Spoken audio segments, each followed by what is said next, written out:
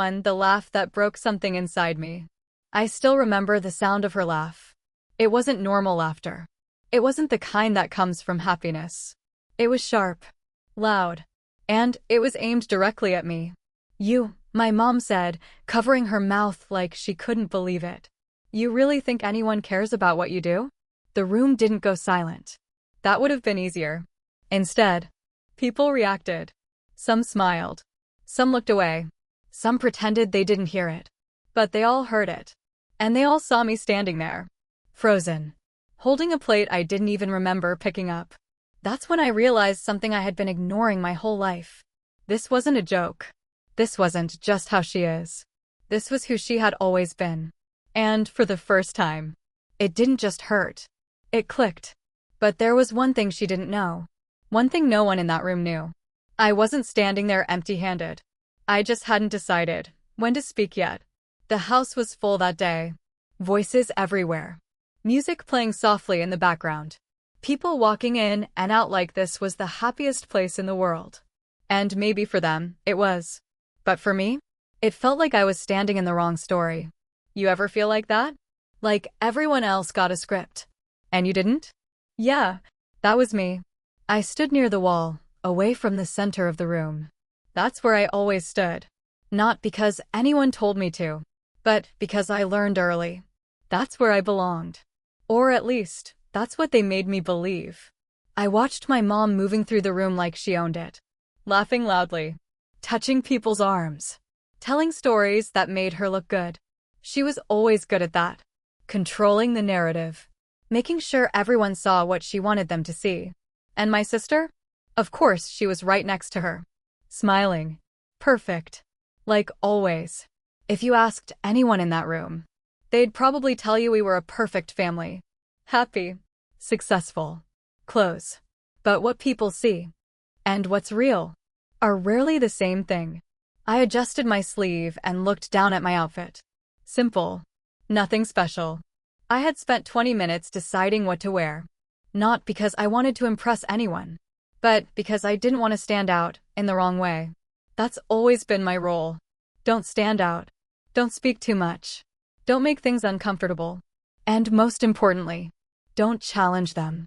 Because every time I did, it ended the same way. With me being too sensitive. Too dramatic. Too much.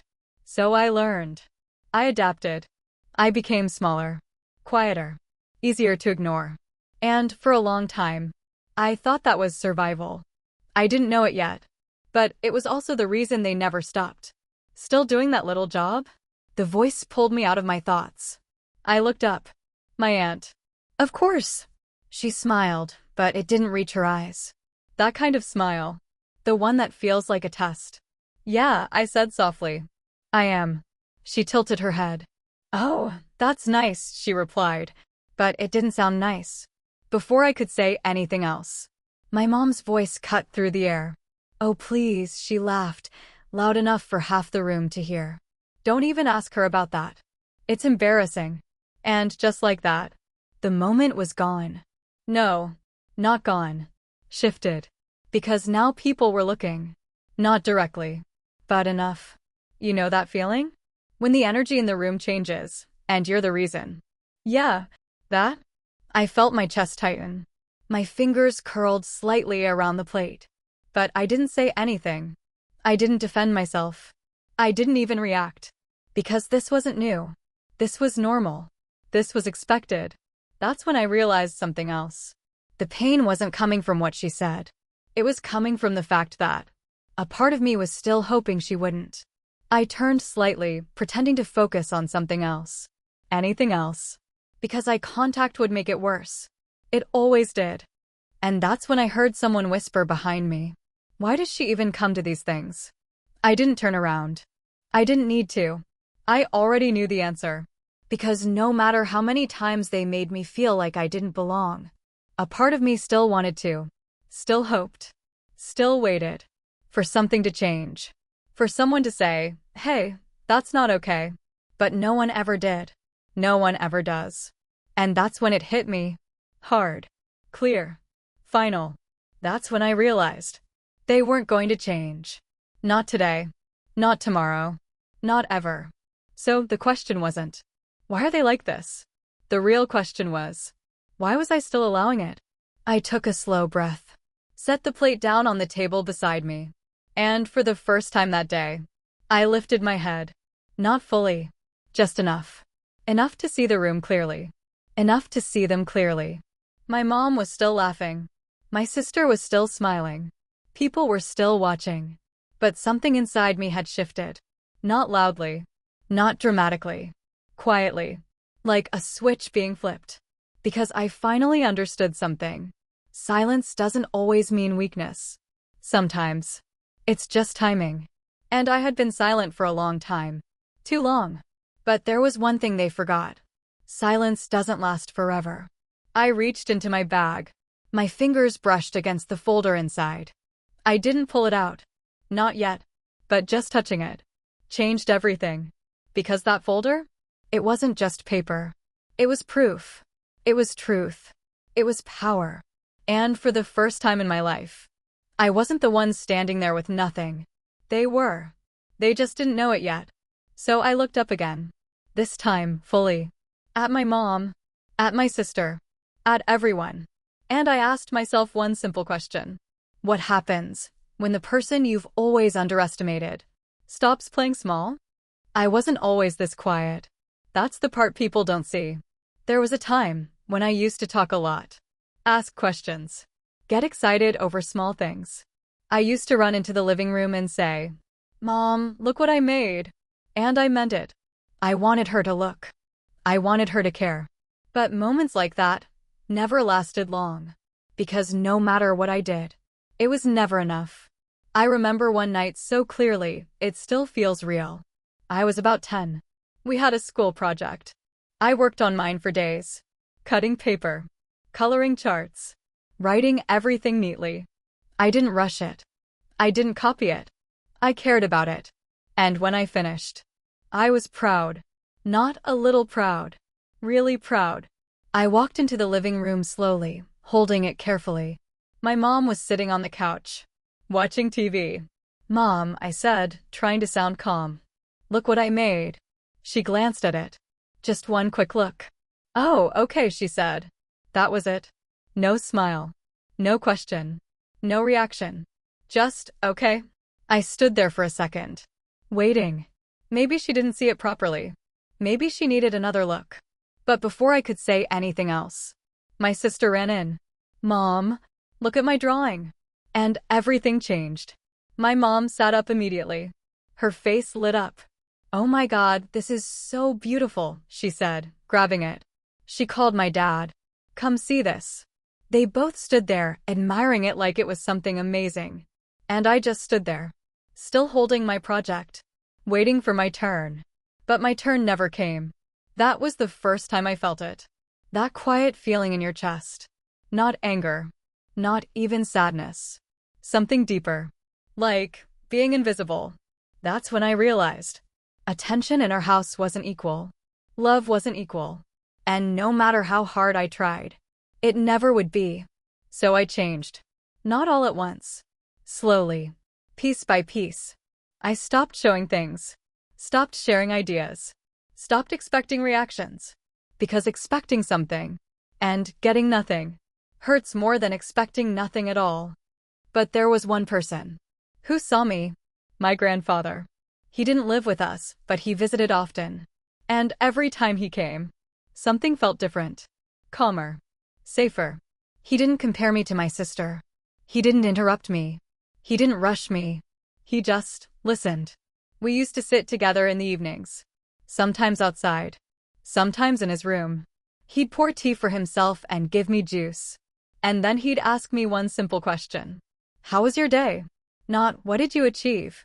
Not, "What did you do better than your sister?" Just, "How was your day?" And I'd talk.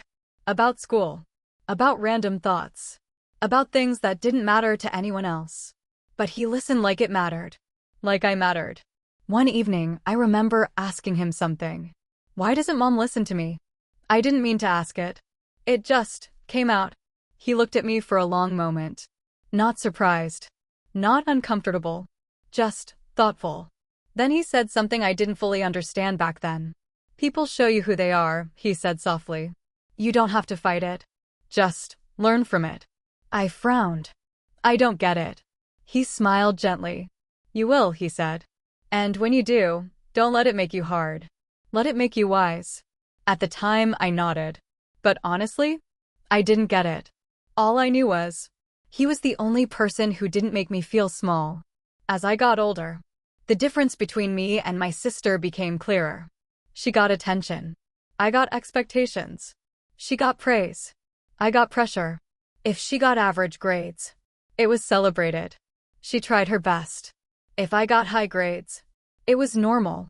Well, that's what you're supposed to do. No excitement. No recognition. Just expectation. And the strange part? I stopped feeling proud of my own achievements. Because what's the point? If no one sees it? But my grandfather did. Every time. No matter how small it was. You did well, he would say. And somehow, that was enough. For a while. Then one day, he got sick. At first, it didn't seem serious. Just small things. Fatigue. Doctor visits. But then it got worse. Faster than anyone expected. And suddenly, the person who made everything feel balanced was fading. I remember visiting him in the hospital. The room was quiet. Machines beeping softly. He looked weaker. But when he saw me, he smiled. That same calm smile. Hey, he said. I sat next to him, trying not to cry. We talked a little. Not much. Just small things. But before I left, he held my hand. Tightly. Stronger than I expected. And he said something I will never forget. No matter what happens, don't let them decide your worth. I swallowed. Nodded. Because I didn't trust my voice. That was the last real conversation we had. A few days later, he was gone. The house changed after that. It didn't happen overnight. But you could feel it. The warmth he brought disappeared. And whatever little balance existed was gone. Completely. My mom became colder. My sister became louder. And I became invisible again. But this time, there was no one to pull me out of it. That's when things started shifting in a different way. Not emotionally. Strategically. Because without realizing it, I had started watching more. Listening more. Understanding more. And slowly. Very slowly. I began to see something I hadn't seen before. Patterns. Control. Manipulation. And one uncomfortable truth. This wasn't just favoritism. It was something deeper. I didn't know it yet. But everything my grandfather tried to prepare me for was about to make sense. After my grandfather passed away, something changed inside me. Not in a dramatic way. I didn't suddenly become confident. I didn't start fighting back. I didn't confront anyone. No, it was quieter than that. I just started paying attention. Before, I used to feel everything. Now, I started seeing everything. The way my mom spoke differently to me versus my sister. The way my sister would pause before answering, like she was calculating something. The way conversations would suddenly stop when I entered the room. At first, I told myself I was overthinking. But then, the patterns became too clear to ignore. It started small. Always does. Little things. Ideas I shared casually would somehow turn into her ideas later. Plans I mentioned suddenly became her suggestions in family discussions. And every time it happened, the reaction was the same. Praise. Excitement. Recognition. But never for me. Always for her. One time I tested it. I remember this clearly. We were sitting at dinner.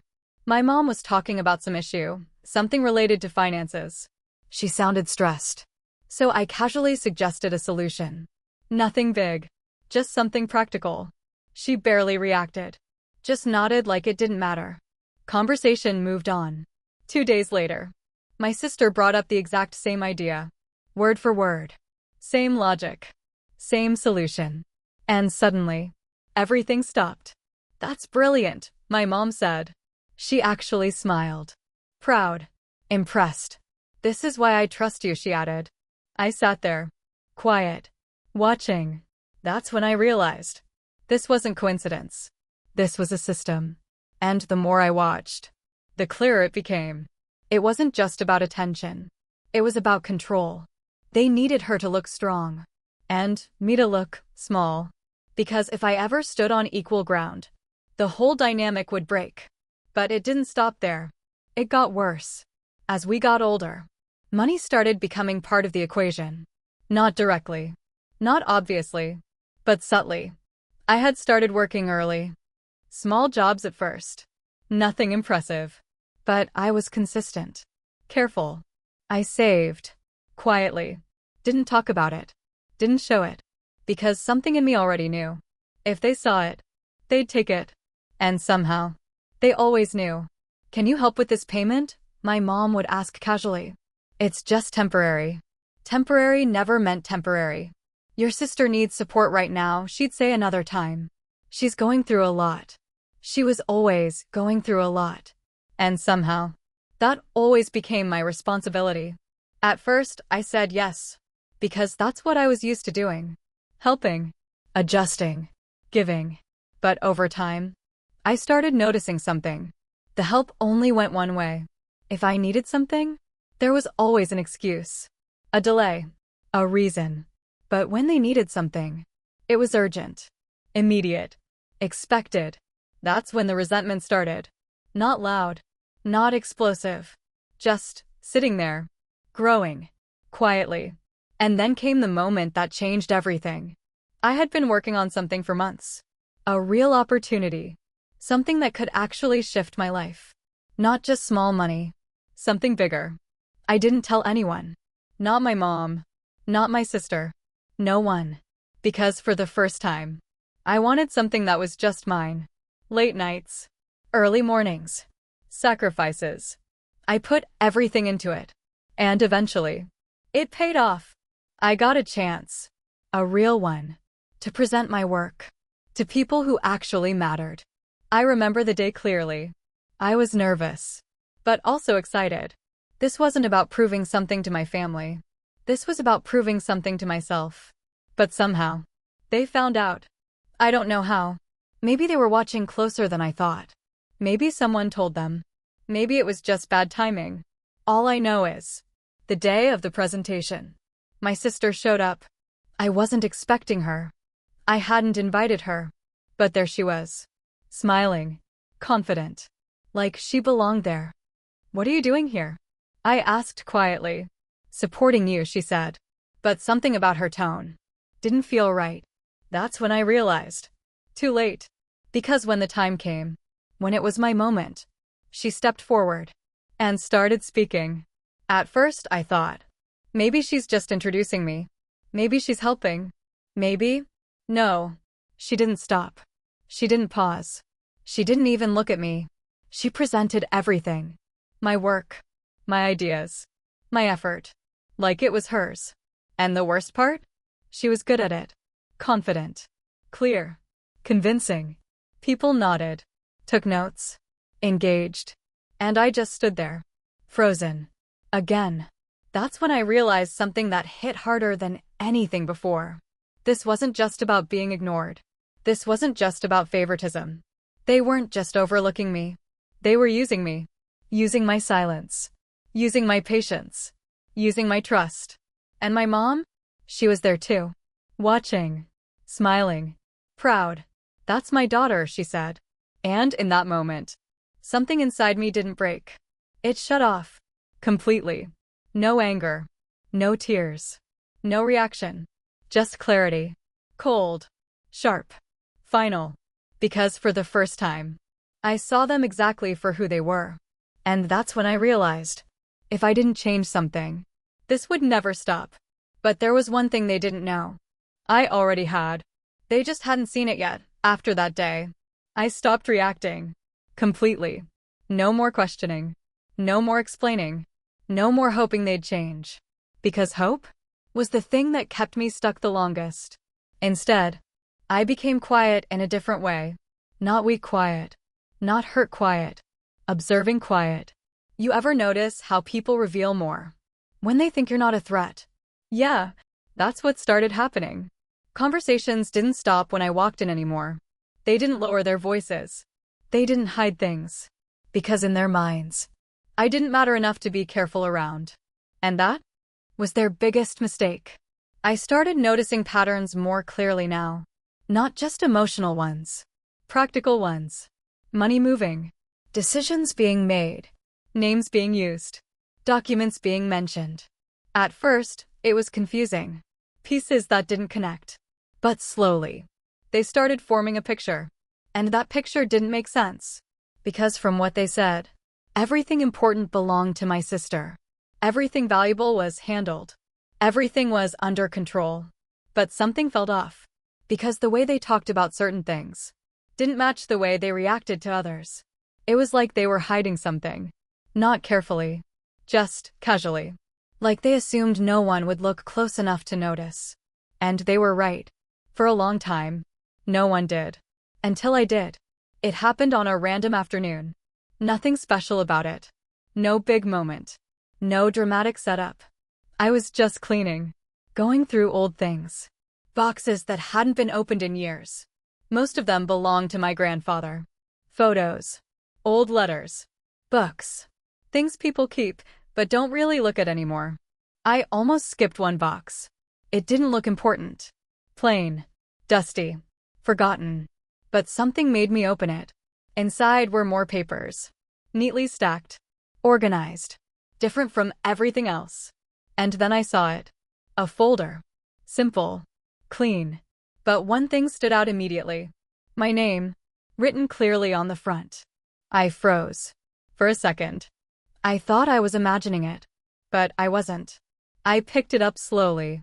Heart beating faster now. Not out of fear. Out of something else. Something I couldn't explain yet. I opened it. At first, I didn't understand what I was looking at. Legal terms. Signatures. Official stamps. But as I kept reading, pieces started connecting. My hands tightened around the papers. Because this wasn't random. This wasn't small. This was everything. Ownership documents. Accounts. Assets. Things I had heard about. But was always told had nothing to do with me. And yet, every single one of them had my name on it. Not my sister's. Not my mom's. Mine. I sat down on the floor. Right there. Didn't even realize when I did. Because my legs suddenly felt weak. Not from fear. From realization. That's when I realized. My grandfather didn't just care about me. He planned for me. Quietly. Carefully. Completely. Every conversation we had. Every moment he listened. Every word he said. It wasn't just comfort. It was preparation. And suddenly, everything made sense. The control. The manipulation. The constant effort to keep me small. They weren't just ignoring me. They were making sure. I never looked. Because if I ever did, everything would fall apart. And now, I was looking. I went through every page. Slowly. Carefully. Dates. Signatures. Legal confirmations. It was all real. Not hidden in a complicated way. Not buried. Just placed somewhere no one expected me to check. Because in their minds, I wasn't the type of person who would question anything. And for a long time, they were right. But not anymore. I closed the folder. Held it in my hands. And for the first time in my life, I didn't feel small. I didn't feel invisible. I didn't feel like I needed approval. I felt calm. Not happy. Not excited. Just steady. Because power doesn't always feel loud. Sometimes, it feels quiet. Controlled. Certain.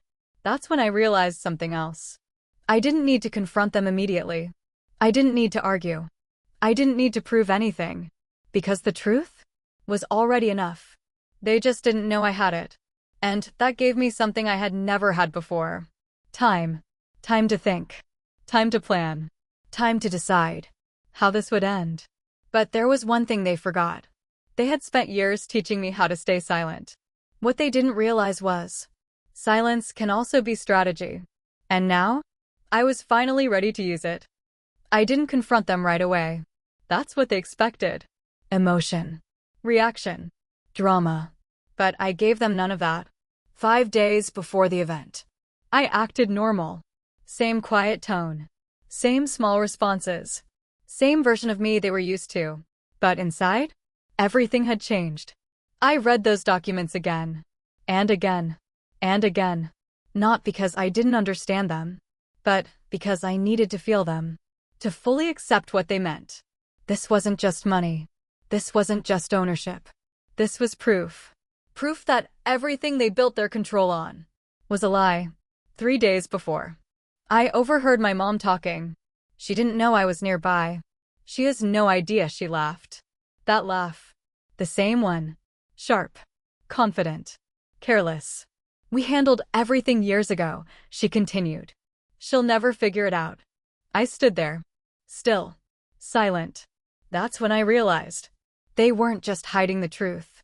They were comfortable in it. And comfort makes people careless. One day before, my sister came to me. Smiling. Soft voice. Fake warmth. You'll be there tomorrow, right? She asked. I looked at her. Really looked at her. For the first time. Without emotion. Of course, I said. She smiled wider. Satisfied. Because in her mind, everything was still under control. But there was one thing she didn't know. Tomorrow wasn't her day. It was mine. The morning of the event felt quiet. Not outside. Outside, everything was loud. Busy. Celebratory. But inside me? Stillness. No anxiety. No fear. Just clarity. I got ready slowly. No rush. No pressure. For once. I wasn't dressing to fit in. I wasn't trying to avoid attention. I was preparing for something else. Something final. When I arrived, the house was already full. Voices. Laughter. Movement everywhere. And right in the center. My mom. My sister. The same energy. The same performance. Like nothing had ever been wrong. Like I had never been there, watching everything. I stayed near the edge at first. Observing. Waiting. Because timing matters. You don't reveal truth when no one is listening. You reveal it when everyone is watching. And then, it happened. My aunt approached me again. Same smile. Same tone. So, she said, loud enough for others to hear. Still doing that little job? I opened my mouth slightly. But before I could answer, my mom stepped in. Oh please, she laughed. Loud. Sharp. Familiar. Don't ask her about that, she said, waving her hand. It's honestly embarrassing. And just like that, the room shifted again. Eyes turned. Voices lowered. Energy focused. The same moment. The same pattern. But this time, I didn't shrink. I didn't look down. I didn't stay silent. I placed the glass in my hand down. Slowly. Carefully. And for the first time, I stepped forward. Not fast. Not aggressive. Just certain. My mom noticed. Raised an eyebrow. Smiling like she was about to enjoy another moment. Oh look, she said. Now she wants attention. A few people laughed. I didn't. Because this wasn't attention. This was the end. I think, I said quietly. It's time we told the truth. The room stilled. Not completely silent. But close. My sister frowned. What are you talking about? I didn't answer her. Instead, I reached into my bag and pulled it out. The folder. The same one. I walked to the table in the center of the room. Placed it down. Slowly. Deliberately. My mom's smile faded. Just a little. That's when I realized. She recognized it. You might want to read this, I said. No one moved. So I opened it myself. Turned it around. Let everyone see. These, I said, steady and calm, are documents that were never meant for me to find. Whispers started. Soft. Uneasy. My sister shook her head. This is a joke. It's not, I replied. And, for the first time, my voice didn't shake. Everything listed here, I continued, belongs to me. Silence. Heavy. Real. My mom stepped forward now. Her expression wasn't confident anymore. What are you doing? She asked quietly. I looked at her. Not as her daughter. Not as someone seeking approval. Just, clearly. Finishing something you started, I said. I flipped through the pages. Pointing. explaining. Not emotionally. Not dramatically. Just facts. Dates. Signatures. Ownership. Every word landed heavier than the last. Because truth doesn't need volume. It just needs timing. And if there's any doubt, I added, legal confirmation has already been made. That was the moment everything broke. Not loudly. Internally. Faces changed. Postures shifted. Whispers grew louder. And my mom? She wasn't laughing anymore. My sister looked around. Confused. Panicked. This isn't fair, she said. I almost smiled. Fair? After everything? That's when I realized. They truly never saw it. Never understood what they were doing. Or maybe they just never thought it would matter. Until now. What do you want? My mom asked. The same question. But now, it sounded different. Smaller. I paused. Not for effect. Not for drama. Just to be sure. I don't want anything, I said. And I meant it. Because this was never about taking something from them. It was about taking myself back. I closed the folder. Picked it up. And stepped away. No shouting. No argument. No scene. Just silence. But this time, it wasn't weakness. It was control. As I walked toward the door, I could feel it. The shift. The same people who once looked past me were now watching me leave. Not with pity. Not with judgment. But with something new. Understanding. Respect. And maybe a little shock. I didn't look back. Because I didn't need to. For the first time in my life. I wasn't waiting for anyone to see me. I had already seen myself. And that was enough. So let me ask you something. How long would you stay silent? In a place that never valued you? How long would you wait? For people to change? Because sometimes, the moment you stop accepting less is the moment everything changes. And for me, that moment was the day they stopped laughing.